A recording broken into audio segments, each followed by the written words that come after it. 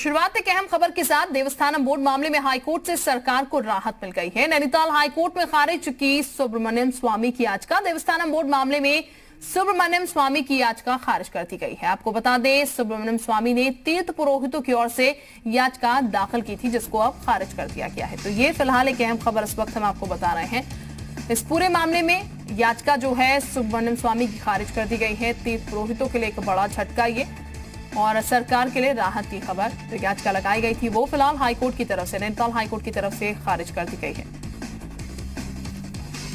तो ये आपको बता दें, देवस्थानम बोर्ड को लेकर लगातार तीर्थ पुरोहितों का विरोध जो है वो चल रहा है। तीर्थ पुरोहितों की तरफ से कहा गया था कि हमसे इस बारे में कोई जानकारी नहीं ली गई, हमसे इस बारे में बातचीत नहीं की गई है। उसी को लेकर हाईकोर्ट में पूरा मामला पहुंचा था। अब ये जो खबर मिल रही है वो सरकार को राहत देती हुई, लेकिन तीर्थ पुरोहितों के लिए झटके वाली खबर ये, जहां पर ये कहा गया है कि हाईकोर्ट में जो राहत मिली है वो फिलहाल सरकार को मिलती हुई एक तरीके से नजर आ रही है, क्योंकि नैनीताल हाईकोर्ट में याचिका जो है सुब्रमण्यम स्वामी की वो खारिज कर दी गई है। देवस्थानम बोर्ड मामले में सुब्रमण्यम स्वामी की तरफ से याचिका लगाई गई थी और इसी याचिका को फिलहाल खारिज कर दिया गया है। तीर्थ पुरोहितों की ओर से दाखिल की गई थी याचिका। तो ये फिलहाल एक बड़ी खबर, देवस्थानम बोर्ड के पूरे मामले को लेकर, जहां पर तीर्थ पुरोहितों के लिए ये खबर अच्छी नहीं है। जो याचिका लगाई गई थी उनकी तरफ से वो नैनीताल हाईकोर्ट ने खारिज कर दिया। हालांकि ये बता दें आपको, देवस्थानम बोर्ड को लेकर लगातार विरोध जो है वो तीर्थ पुरोहितों की तरफ से किया जा रहा था। और संदीप इस वक्त हमारे साथ ज्यादा जानकारी के साथ जुड़ चुके हैं। संदीप, ये झटका तीर्थ पुरोहितों के लिए, जो उम्मीद फिलहाल कोर्ट की तरफ लगी थी उस याचिका के जरिए, वो भी अभी खत्म होती हुई नजर आ रही, क्योंकि कहा जा रहा है याचिका जो है वो खारिज कर दी गई है। देखिए शिल्पा, याचिका खारिज हो गई है और ये तय था कि अगर सरकार हारती तो सुप्रीम कोर्ट जाती, और अगर तीर्थ पुरोहित हारते तो, क्योंकि खुद सुब्रमण्यम स्वामी उसको लेकर सुप्रीम कोर्ट में जाते, तो सुब्रमण्यम स्वामी ने मान भी लिया है कि वो अब इसको चैलेंज करेंगे सुप्रीम कोर्ट में।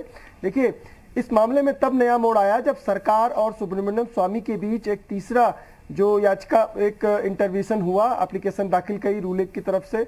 उन्होंने कहा कि सरकार ने जो एक्ट बनाया है वो सही है। उसके बाद लगातार इसमें डे टू डे सुनवाई हुई और 6 दिन की मैराथन सुनवाई के बाद फिर 6 जुलाई को सुब्रमण्यम स्वामी ने भी काउंटर एफिडेविट दाखिल किया उसमें, और अपना जवाब जो तमाम राज्य सरकार की तरफ से और रूलर की तरफ से जो जवाब दिए गए थे इस समर्थन के पक्ष में, उसके काउंटर में उन्होंने अपना जवाब दाखिल किया। सुब्रमण्यम स्वामी लगातार आर्टिकल 25, 26 और 31A का लगातार वायलेशन बता रहे थे कि ये जो तमाम एक्ट फंडामेंटल हैं संविधान में, उनका वायलेशन किया गया है।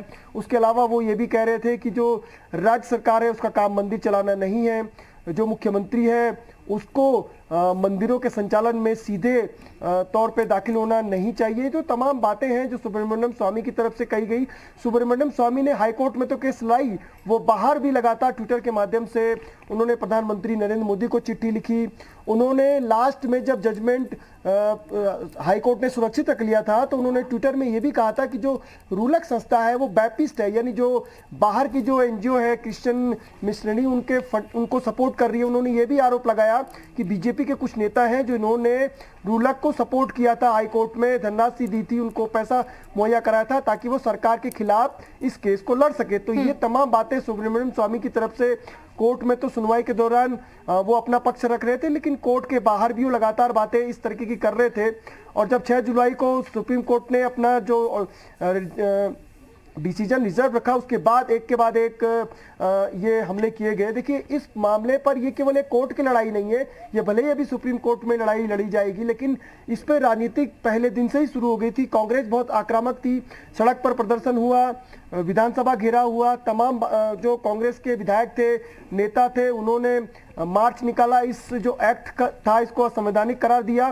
कांग्रेस ने यह भी दावा किया है कि वो 2022 में अगर आती है तो इसको रोल बैक करेगी, यानी उत्तराखंड के विधानसभा चुनाव 2022 में जो बड़े मुद्दे होंगे उसमें सबसे बड़ा मुद्दा देवस्थानम बोर्ड एक्ट भी एक इनमें से एक मुद्दा होगा, तो इसमें राजनीति भी जरूर होगी आने वाले समय में, क्योंकि एक बड़ा मास है। पूरे गढ़वाल की जो इकोनॉमी है, रुद्रप्रयाग, चमोली, टिहरी, उत्तरकाशी और पौड़ी की जो इकोनॉमी है वो चारधाम से चलती है। और तीर्थ पुरोहितों ने जिस तरह से मोर्चा खोला था सरकार के, उससे सरकार भी बैकफुट में आई थी। कुछ समय पहले अजय भट्ट ने भी ये माना था कि अगर लगातार विरोध हो रहा है, जनता इस एक्ट का विरोध कर रही है, तीर्थ पुरोहित विरोध कर रहे हैं, तो इसको रोल बैक करना चाहिए। जो कृषि मंत्री हैं सुबोध उनियाल, उन्होंने भी ये कहा था विरोध कि अगर विरोध लगातार बढ़ रहा है तो जो एक्ट है उसको वापस लेने में कोई गलती वापस ले लेना चाहिए। तो सरकार के अंदर भी विरोध हो रहे हैं, ये भी मानना चाहिए। लेकिन आज के फैसले से सरकार की एक बड़ी जीत हुई है, सरकार को एक बड़ी राहत मिली है, क्योंकि इस हार और जीत से सरकार का जो डिसीजन था उस पर भी असर पड़ता कि सरकार ने एक डिसीजन लिया और कोर्ट ने उस एक्ट को खारिज कर दिया। तो कोर्ट में एक्ट जो कोर्ट ने कहा है कि आर्टिकल 25, 26, 31A और आर्टिकल 14 का कोई भी वायलेशन नहीं हुआ है। सरकार के सामने सरकार ने जो तथ्य रखे थे कि क्यों उसकी जरूरत पड़ी और उसका इतिहास क्या है, देखिए दो चीजें हैं। एक तो मैनेजमेंट अपने हाथ में लिया है सरकार ने, लेकिन जो उसकी पूजा पद्धति है वो अभी भी तीर्थ पुरोहितों के पास है जैसा पहले है। सरकार जो BKTC पहले भी एक एक्ट था जो 1939 में बना था, अंग्रेजी सरकार ने उसको बनाया था, उसी का एक अपग्रेड रूप था देवस्थानम बोर्ड एक्ट। बद्रीनाथ, केदारनाथ मंदिर और 45 मंदिर पहले भी BKTC के अंडर में संचालित होते थे। उनमें से गंगोत्री और यमुनोत्री को शामिल करके और कुछ और मंदिरों को शामिल करके जो मुखवा है और खरसाली जहां पर गंगोत्री और यमुनोत्री की शीतकालीन पूजाएं होती, उन मंदिरों को भी शामिल कर दिया था। तो कुल मंदिर 51 हो गए थे। अब इस एक्ट में कई बातें ऐसे हैं कि सरकार जमीन एक्वायर कर सकती है चारों धामों के विकास के लिए। सरकार बहुत कुछ हद तक जो कायाकल्प है मंदिरों का वो कर सकती है, जो इंक्रोचमेंट है उसको हटा सकती है, जो मैनेजमेंट की व्यवस्थाएं हैं उनको और दुरुस्त कर सकती है। लेकिन अब मामला जब सुप्रीम कोर्ट में चलेगा तो उसमें और भी बिल्कुल जाहिर तौर पर संदीप और पहलू होंगे। और जो गुस्सा तीर्थ पुरोहितों में था, क्योंकि लगातार वो कह रहे थे हमसे कोई बातचीत नहीं की गई है, उसको लेकर भी तमाम बातें यहाँ पर रखी जाएंगी। कुलदीप भी हमारे साथ इस वक्त देहरादून से जुड़ चुके हैं। कुलदीप, और स्टेट की अगर बात की जाए तो कई और स्टेट है जहां पर भी कोशिश की गई, आंध्र प्रदेश की बात कर ली जाए या फिर महाराष्ट्र की बात कर ली जाए, जहां पर ऐसा देवस्थानम बोर्ड ऐसा एक लाने की कोशिश की गई। लेकिन अब अगर बात करते हैं यहाँ पर हम उत्तराखंड में, तो हाईकोर्ट की तरफ से फटकार लग गई। अन्य राज्यों की अगर हम बात करते हैं, सुप्रीम कोर्ट की तरफ से वहां पर भी राहत दी गई थी इस पूरे मामले। लेकिन यहां पर क्या नजर आ रहा है, क्योंकि सुप्रीम कोर्ट का रुख इस पूरे मामले में आगे अब करते हुए नजर आएगा ये पूरा मामला, यहां पर हाईकोर्ट की तरफ से याचिका फिलहाल खारिज की गई है। देखिए, जिस तरीके से मेरे सहयोगी ये जानकारी दे रहे थे, एक बड़ी राहत सरकार के लिए है। शुरुआत के दौर में जब बोर्ड बनाने का विचार आया था और इसको लेकर कवायद भी शुरू हुई थी, तो विरोध भी कहीं ना कहीं नजर आने लगा था और लगातार ये सवाल उठ रहे थे, चाहे वो तीर्थ पुरोहित हो, वो ये सवाल उठा रहे थे कि उनके हक हकूक को कहीं ना कहीं इससे प्रभाव पड़ेगा और सीधे तौर पर वो उसका विरोध कर रहे थे। सियासी गलियारों में भी विरोध देखने को मिला, यहाँ तक कि कांग्रेस तक का विरोध देखने को मिला। लेकिन सियासी मायनों में भी देखें तो एक बड़ी जीत के तौर पर इसे देखा जा सकता है, क्योंकि लगातार शुरुआत से ही मुख्यमंत्री इस बात को कह रहे थे कि जो देवस्थानम बोर्ड बनाया गया उसमें किसी के भी हक हकूक को छेड़ा नहीं जाएगा, किसी के हक हकूक को प्रभावित नहीं होने दिया जाएगा। उत्तराखंड जैसे राज्य में ये जो देवस्थानम बोर्ड बनाया गया है, इसके पीछे केवल और केवल एकमात्र मकसद है, और वो जो मकसद है कि किस तरीके से इन मंदिरों की व्यवस्थाओं को और बेहतर तरीके से संचालित किया जाए, क्योंकि लाखों श्रद्धालु हर साल यहाँ पर आते हैं और कहीं ना कहीं ये जो चारधाम है, अगर जिन स्थानों में ये पड़ते हैं उन जिलों की आजीविका का भी साधन होता है। जब टूरिस्ट यहाँ पर पहुंचते हैं, यात्री पहुंचते हैं, श्रद्धालु पहुंचते हैं, तो अगर बेहतर व्यवस्था, बेहतर प्रबंधन इनका दिया जाए तो वो कम से कम उन श्रद्धालुओं के लिए एक बेहतर अनुभव होगा इन क्षेत्रों में आने का। दूसरा, इन क्षेत्रों के विकास को लेकर हमेशा से ही सवाल उठते हैं कि इन क्षेत्रों का किस तरीके से विकास किया जाएगा। तो सरकार ने एक कॉन्सेप्ट देखा कि वैष्णो देवी की तर्ज पर एक श्राइन बोर्ड जब वहां पर बनाए, तो क्यों ना इनका भी प्रबंधन अगर इस तरीके से संचालित किया जाए तो बेहतर व्यवस्थाएं दी जा सकती हैं, जो भी श्रद्धालु, जो भी यात्री उत्तराखंड आ रहे हैं। तो इसी के कॉन्सेप्ट के आधार पर पूरा ये प्लान तैयार किया गया और विरोध बहुत ज्यादा इसका देखने को मिला। लेकिन अब जिस तरीके से डिसीजन हुआ है, वो डिसीजन सरकार की एक बड़ी जीत के तौर पर भी देखा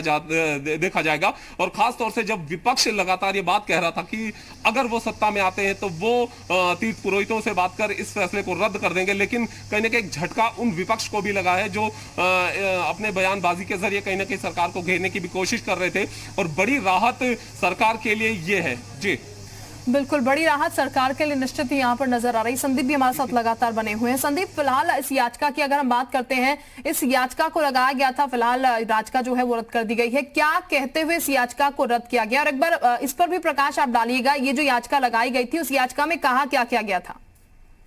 प्रेस कॉन्फ्रेंस कितने बजे है?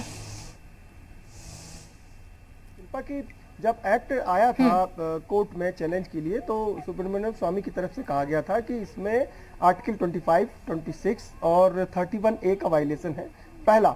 दूसरा, उन्होंने आरोप लगाया कि सरकार का काम मंदिर चलाना नहीं है, यानी कि चार धाम की व्यवस्थाएं हैं उसका काम मंदिर चलाना नहीं है। सरकार का काम है कि वो व्यवस्थाएं देखे, सुविधाएं देखे। दो बातें ये थी।